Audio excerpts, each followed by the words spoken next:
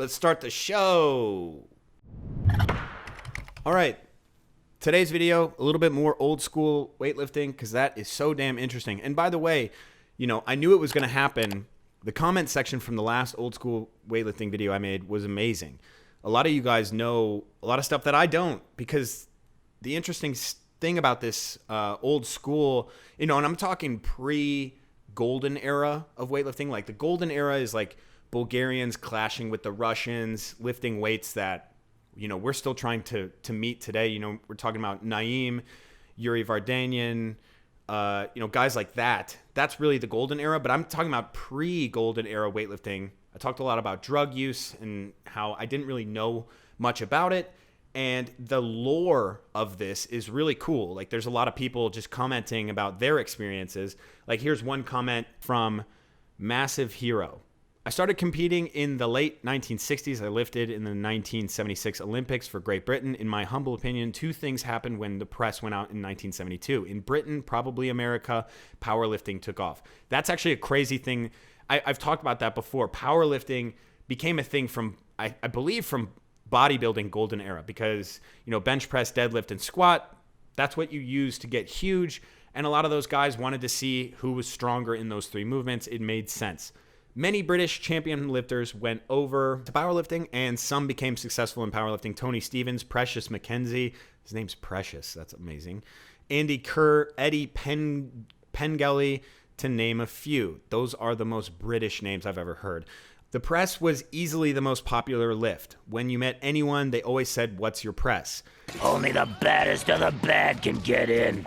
Sorry, number two, the refs started getting finicky about press outs on jerks and snatches. No jerk ever got ruled for a press out when the press was in. I think that's because the reffing of the press was so controversial, and when it went, they looked for something to justify, refereeing. I don't know. 1976 was the year anabolics like Dianabol was made against the rules. Interesting. So when I asked in that previous video, when anabolics were made against the rules, I guess 1976, as far as this guy goes, could be wrong. I don't know, but this is cool anyways. But many good internationals didn't take them and were completely clean. I can only speak for British lifters, and the ones who did take Dianabol only did it in such small doses that would make non-competing gym goers laugh. Often 2 times a year, 6 weeks of 3 times a day. I imagine that's what he meant.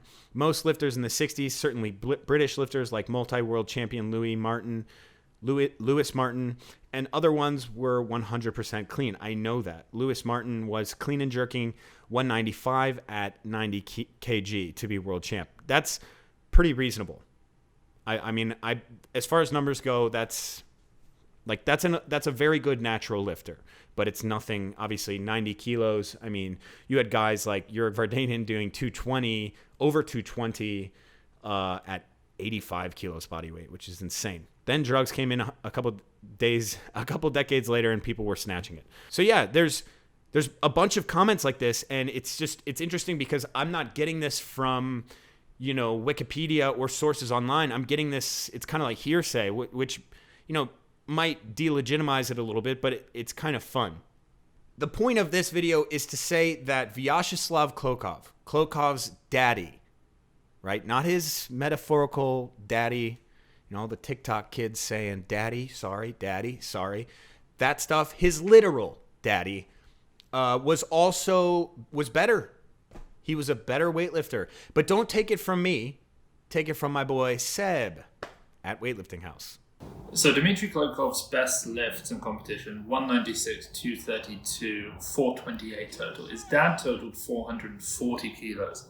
He did that with a 192.5 snatch, less than Dmitry's, but 247.5 kilos in the clean and jerk. So that's about 6 Sinclair points more than Dmitry, and he did, of course, way more. So Dmitry kind of lived in Vyacheslav Klokov's shadows, and he always wanted to defeat him, and he tried this regularly at national competitions. He couldn't do it internationally, but in national competitions, testing a little bit lower, kind of probably a bit more comparative to how his dad would have had to have competed back in the 80s, where testing was not a huge deal. So he tried a few times. He cut down from 113 kilos to 110 so that he was, in the same weight category as his dad. And he tried. He went 190, 195, 200 in the snatch, 225, attempted 235 in the clean and jerk, but had cramp. Jumped to 240, which would have equaled his dad's best ever total. And again, cleaned it, but cramp in the legs meant that he had to drop it. So a few months later, at the 2005 Russian National Championships, he tried again. This time he snatched 202.5 kilos, way over the world record at the time. And finally, he clean jerked 240 kilos for a 442.5 kilo total, which beat his dad by 3 Sinclair points. That's a higher Sinclair than people like Ilya and Lou. Of course, he did do this in a national competition, so it doesn't exactly count, and his dad still had the bigger lifts. I mean, his dad jerked 275 kilos out of the rack. He hit a front squat plus jerk at 270 kilos. So, Dmitry beat his dad in a national competition, but Vyacheslav is still the daddy. All right, so we're going to watch the Vyacheslav Klokov world record. And actually, Dmitry Klokov posted this. So this is why this is so interesting to me. It's like everyone knows Dmitry Klokov. Yes, blядь! He's one of the most, if not the most famous weightlifters.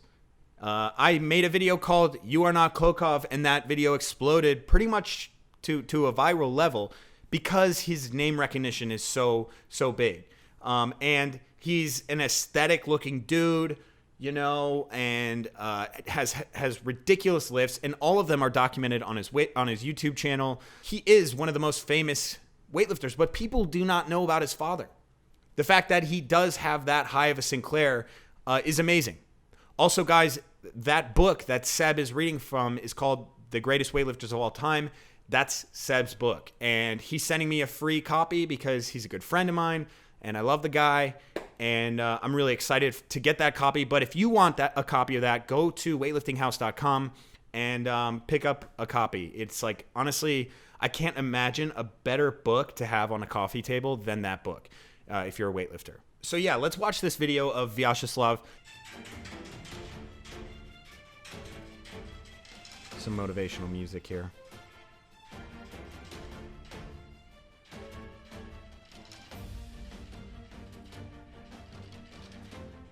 So this is interesting. Back then they had like different size plates. So for different weights, they had different sized plates. I'm not sure. That looks like it's a yellow, so it should be a 15 kilo plate. This would be 255 if that's the case. I don't know if that's what it is. Let's see.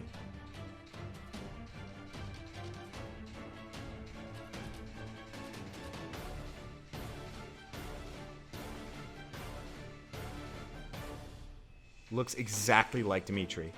Crazy. So, okay, if we do a little side-by-side of Dmitry Klokov, his best clean and jerk on an international stage compared to his father, their setups are identical for obvious reasons, okay? He probably learned from his father and took a lot of his mannerisms. A pretty smart thing to do, okay? If you want to learn how to weightlift, learn from your father, who is international master of sport, you know, an absolute savage in the sport.